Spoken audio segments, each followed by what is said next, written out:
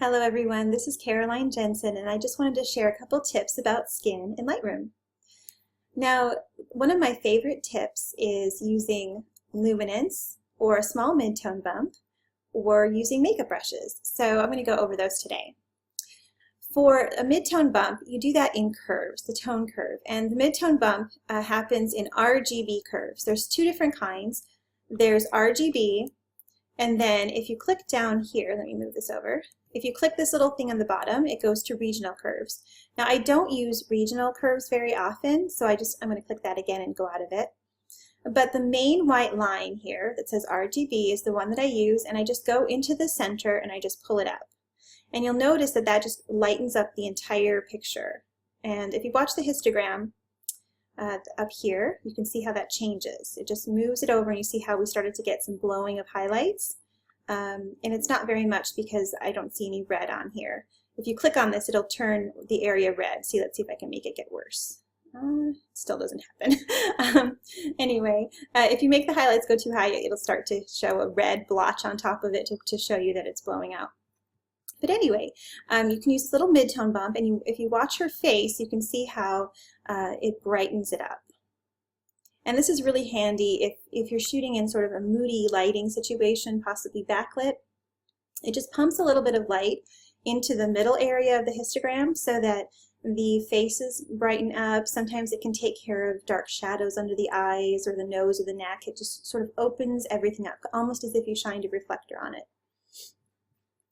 The other option that you can do is to go down here to Luminance and choose the orange slider. That is, at least for her and most skin tones, orange is what dominates that skin tone. And when you hit the orange slider in Luminance and you move it to the right, it pumps light into the face. And I'm going to go way over so you can see how much brighter her face becomes.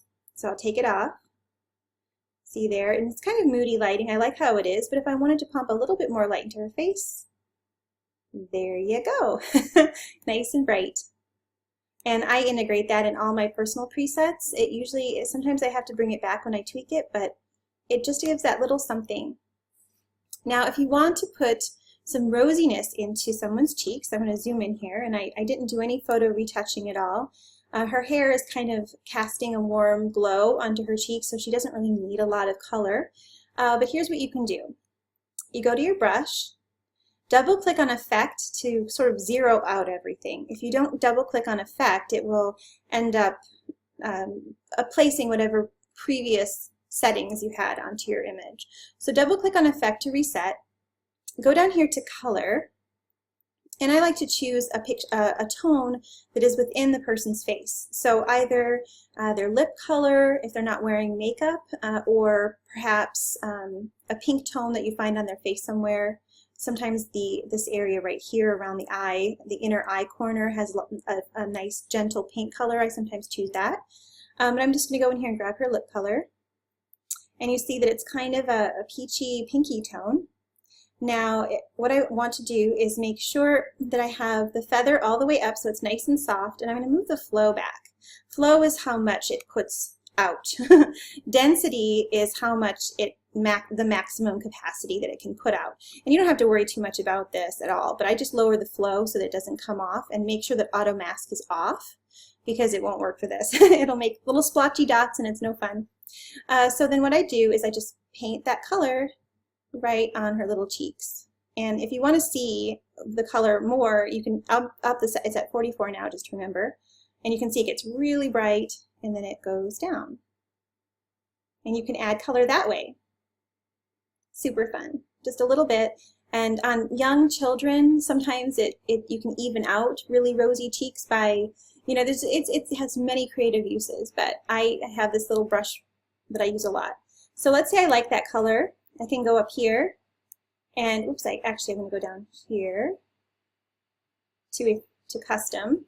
It says custom because I did something original to it. And I go down here all the way to the bottom, and I can save the current settings as a new preset, and this is off your screen. I know you can't see that. Let me see if I can make it show.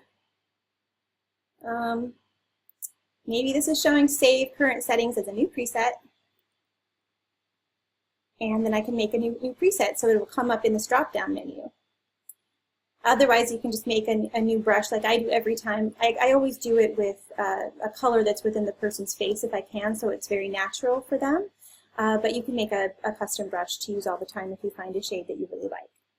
All right, thank you. I just thought this would be fun to share how to pump some light into people's faces. Thanks. Bye-bye.